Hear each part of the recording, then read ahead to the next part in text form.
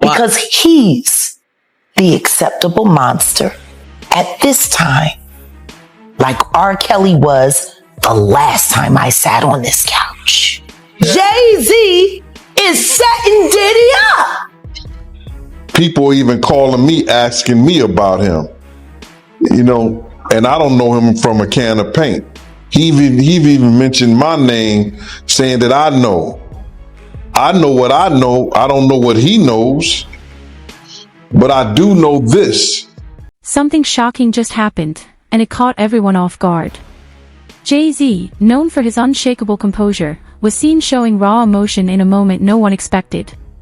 The image alone has the city buzzing, with fans and media alike wondering what could have pushed him past the calm, controlled line he never crosses. What triggered this shift, and what's really happening behind the scenes? One thing's certain, there's more to this story, and the truth hasn't fully surfaced yet. It seems to make a lot of people upset, then a lot of people love my opinion. That's why you bring me on here. And I really appreciate that, brother. I just want to say this before we get started, Art, is that, a lot of people think I came here to bring a black man down. And that's what I hear in the comments a whole lot. But it was nothing like that. A black man didn't cuss a dead man's mother out. A black man didn't set his friends up and put them in a situation where they couldn't come home to their families no more.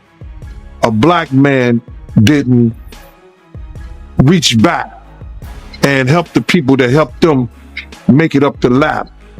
It was Puffy. You know what I'm saying? I got tired of Puffy going on different platforms talking about how he loved the people that we was all with, how he loved the people that helped him, when in fact, none of that stuff was true. So my whole thing about it is, man, I appreciate your platform for letting me, voice my opinion. And like I said, opinions like an asshole. Some of these cats out here get paid for their asshole. I get paid to give my opinion.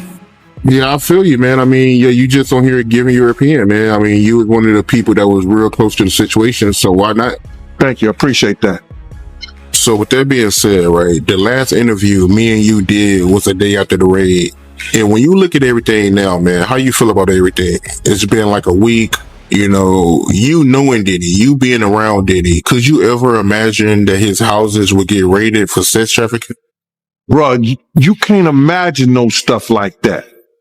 You understand? You can't think that, because back then he wasn't Brother Love. He was Puffy. All the way up until he became Diddy. So his behavior over the years. Let's keep it moving, because what's happening with Jay-Z runs deeper than a single moment. Those close to his story say the pressure traces back to his Marcy roots, where survival shaped everything. Decades at the top of a ruthless industry only added to that weight, with constant scrutiny over his peace, relationships, and legacy. Even moments like the Solange elevator incident hinted at tension beneath the surface. Behind the calm, controlled image, it seems a long simmering storm has been quietly building. Claudia Jordan right now. Claudia Jordan don't ever mention my mother name. She mentioned it yesterday. Talking about why people are afraid to come forward. You mean like you? You was Diddy girl. Corey was Jay-Z girl. Why don't you claim your friend? Claudia. So Jack, when you say... When I say Corey, I'm talking about Kathy White. Oh yeah, that's what I was about to ask. Jay-Z's pregnant mistress, who died of an imaginary fucking aneurysm. Just like the woman who was best friends with Kim and Kimura, who wrote the book Bling and died as soon as it made the bestsellers list. Who the fuck was these people supposed to go to? You can't go to the boss because the boss fucking you.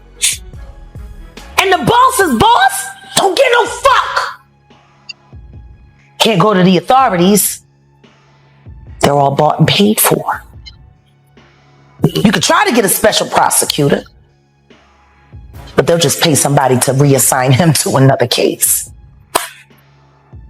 Where the fuck you go when you get f***ed over by the industry? Nowhere. That's where you go, nowhere. Which is where people like me step in. Right, I go to Diddy parties to walk mother out, cause ain't nobody stopping me when I come. So let me ask you, because I look at Gabriel Union, and when you mention things like Jay-Z's time is coming for him, then I look at Beyonce, and I say that women do have that country album, and any of you that buy that shit, stupid as shit. You don't give it no trap music with goddamn. Now shift the focus to Beyonce. Being married to music royalty may look like a fairy tale, but the pressure behind that spotlight is relentless. Balancing fame, family, a global empire, and 3 children leaves no room to slow down or make mistakes. The industry demands perfection at all times. Even legends feel that weight. What we saw may not have been a breakdown, but a moment where years of pressure, responsibility, and expectation finally showed through. Stand by your man. Don't act like you don't know that. Remake that. Stand by that. That's a real country hit. Jolene, nice, but it has a ring to it. Stand by your man. Yeah. Whoops you and disrespects you with other like Kathy Coriana White. All right, well, let's do it like this. Was actually carrying his baby while you was faking it.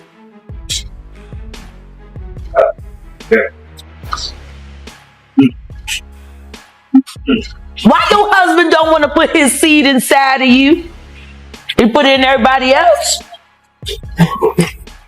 Wild in this world, yo. It's funny, you open up Beyonce's internet, it just gets weird.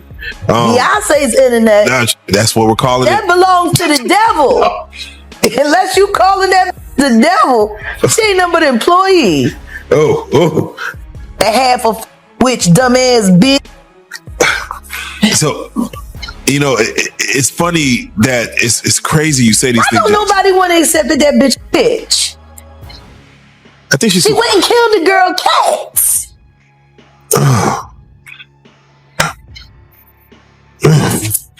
Okay. The girl went to court and charged her with extreme witchcraft. She was hypnotized. She was drugged. Beyonce came and she was in there eating on her while she was asleep. Snacking on his bitch, killing people cats. And guess what? They wouldn't give her a restraining order. They just told her to stay away from Beyonce and work for somebody else. Guess what? She's having a hard time finding work too. Which is interesting because she's a brilliant musician and she was trained at the esteemed Berklee College of Music. Handpicked by my very good friend, Terry Lynn Carrington, Dr. Terry Lynn Carrington, who put together Beyonce's entire female band, which was Matthew Knowles' idea because he couldn't get Beyonce to stop people. Guess you. And maybe this moment was the reset Jay-Z needed. Sometimes you have to hit pause before you rise even higher.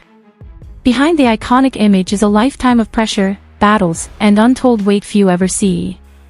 What we're witnessing isn't the fall of a legend, it's a shift. Not a collapse, but a turning point. A new chapter is opening, and the world will be watching every move that follows. Who the fuck goes to their childhood house for a visit and the shit goes up in flames? That was very weird. The next day, within the week? The next day. The next day. And still, No real investigation on how the house just went up in flames. I guess they paid y'all off. Like they paid y'all off for that Astro World. So let me ask you, Texas politics. Yeah, Texas politics, man. It's that right there. We're gonna talk about the episode, but for right now, I just got to get your take on when we see a Killer Mike win 3 Grammys and get arrested immediately after because Jay-Z paid somebody just so he couldn't have a good night. You Sean. Hey, man. Weirdo. Don't get no what you got in your head, that neural link. You'll never outthink me. Ever. All I do is frustrate you and AI. You can't quantify me. You can't even control your wife. You gonna handle a bitch like me. You can't even control that goofy bitch. You should have did a better job. Maybe she wouldn't have had to lose her mind on Kathy. Cause you ain't protecting you. When the clip went viral, chaos followed instantly. One moment spread everywhere, setting the internet on fire and dominating the conversation. Celebrities voiced support, fans flooded social media, and reactions ranged from shock to empathy, while skeptics dismissed it as staged. Planned or not, one thing was clear: the moment captured everyone's attention, and no one could look away. Wow. I'ma tell everybody about Big L, Sean. Big L? I would just rather do it on the stand, Sean. Please sue me. I want to go to court. And I want to talk about Big L on the stand. Wow. What's your thoughts about Dame Dash? Dame Dash got fucked over by somebody who was supposed to be his friend. So this Big L is associated. Big L is the one that put Jay-Z on.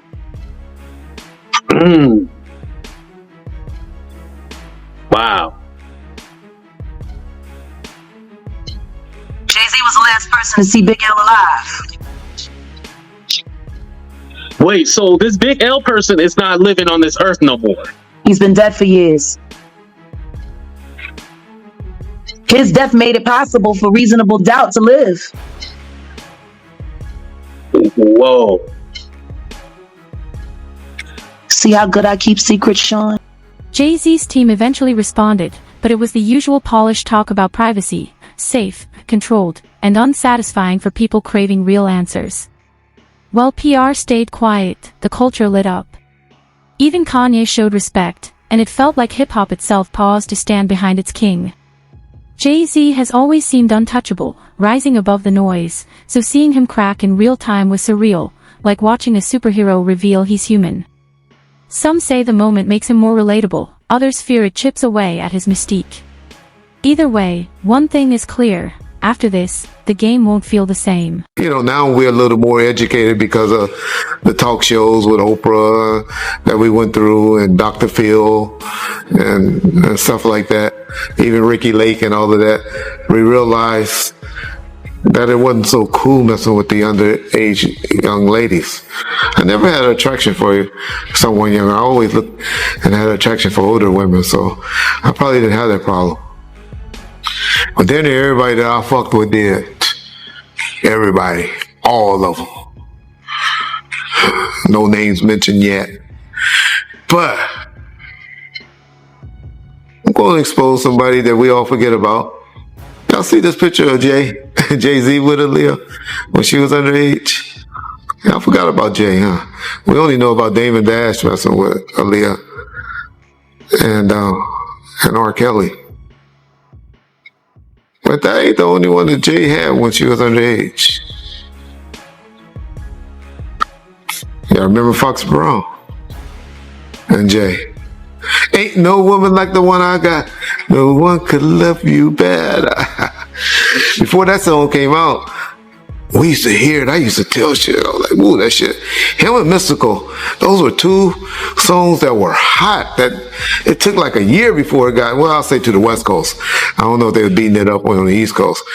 But on the West Coast, it took like a year before those songs came out.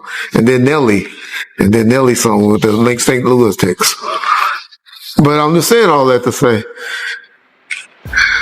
Foxy was young then as well. And so, all of these guys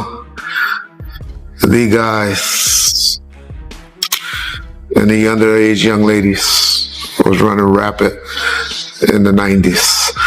And so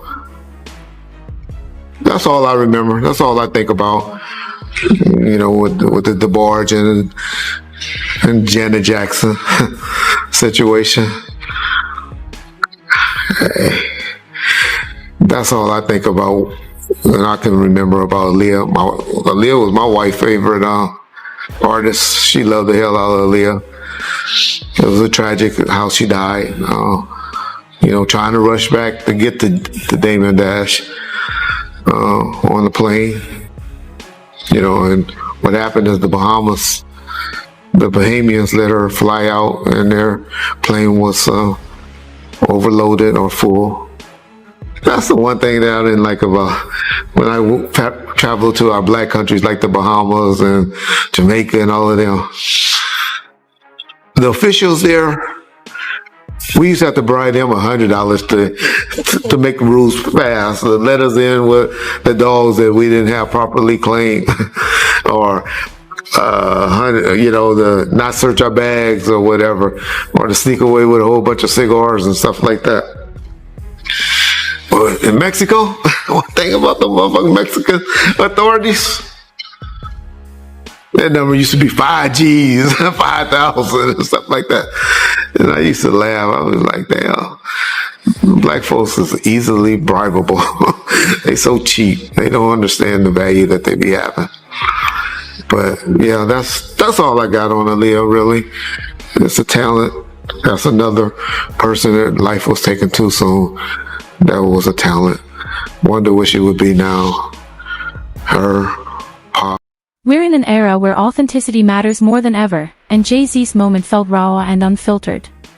After decades of pressure and reinvention, this hit differently, real, human, and unexpected. Instead of an ending, it feels like a turning point. The buzz is growing, fans want answers, and questions are piling up. Will Jay speak? Will Beyoncé respond? And is something big already in motion? One thing's clear, the story isn't over, and the next chapter could change everything. It was almost as if Michael Bivins was like having like PTSD from New Edition being a child star, and said, I'm gonna find some real talented guys, and I'm gonna fuck them over worse than we did, so we can say it happened to somebody else. That's PTSD for you. Like, we're gonna make them relive it. God damn. Why would you do that to another artist? Yeah. Why would you sit there and say, man, we had the #1 record and we were still on food stamps, and then force your group to do that? Hey, man. Why would you do that? To be your own people. You want to know how fucked off it was for Big Mike at the end of his run before he had to leave Boyz II Men? Oh, yeah. Yeah, please. Let me tell you how bad his finances had gotten after his wife ran through what lump sum of money they had on that god-awful soul food restaurant that lacked soul and promptness. 6 hours to get a turkey wing platter. 6 hours. Yeah. We used to call it opening to get it in time for dinner. Get your order in as soon as they open if you want to have it by 6. That was the joke around Voorhees. Jeez. Jill bought their house.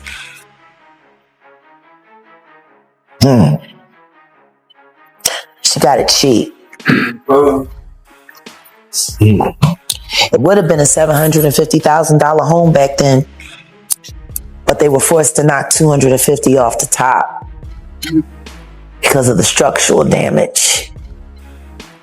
Apparently, they weren't able to take care of that home. It was riddled with termites. Said the only thing holding it up was the paint. They needed the money. So Jill squeezed. And they sold that house for very much more than $400,000 less what it was worth.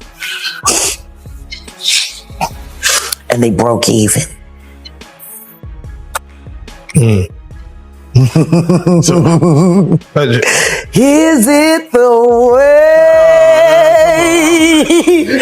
you hate me, baby? That was my cousin Alma that sang that. Oh. Yeah. Oh.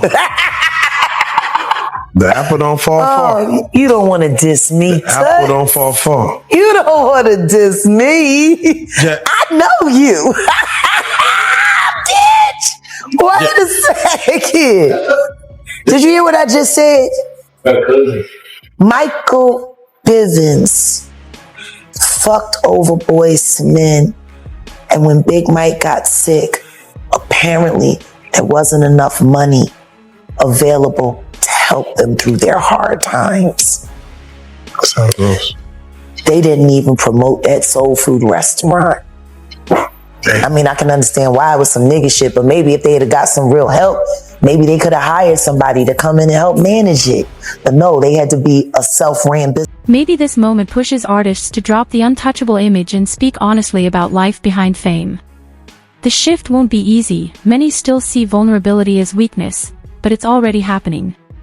Mental health is finally being taken seriously, and the pressure to pretend everything is perfect is fading.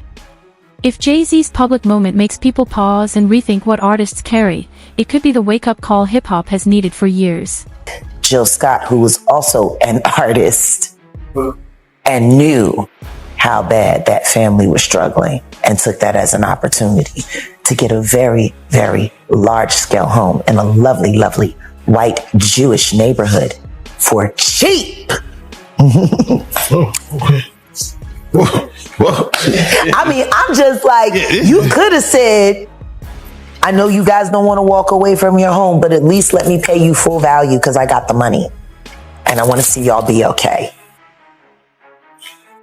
She knew they were going to have to forfeit on that mortgage, and she squeezed. She was kinder to that damn dog. Oh man, Putter, what's his name? Flutter, yeah.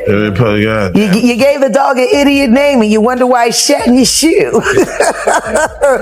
The fuck is Flutter? What does that mean? Yeah, Oh, it's the sound his feet make. That's your fault, bitch. You named him nothing. How you gonna? Flutter, I used to hate that shit. And he hated kids. And he barked at people's feet. Like he was fucked up. Oh, man. I can see why Lizelle says she shouldn't make no babies. Oh, man. I mean, that was her husband. So, He should have known her best. yeah, let me She say wrote a whole this. song about it. It was a hit record. Want to hear it? Oh, shit. Turn on a black radio station on Sunday where they sell bullshit all the time. Jack, I want to ask. Nothing progressive. I have to say, most people that watch our interviews or your interviews as of late, the main question that comes up is, how does she know was she there? So Yeah. I want to do it like this. I'm gonna name some names. Sure. And I want to know, were you around them? Sure. I would like to start for what everybody knows is Jay-Z. What about him? Okay. Both of them were with Mr. Carter. Ask me what you want to know and I'll answer what I can. Let's just start with the base level. Business, personal. Both. Both. And spiritual. And spiritual. Okay. We believe in the same power. We don't believe in appropriating it the same way. Can I ask you this? for you, did you find joy in the business or pleasure?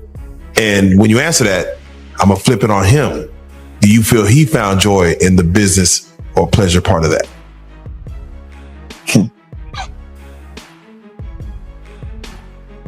Spiritual.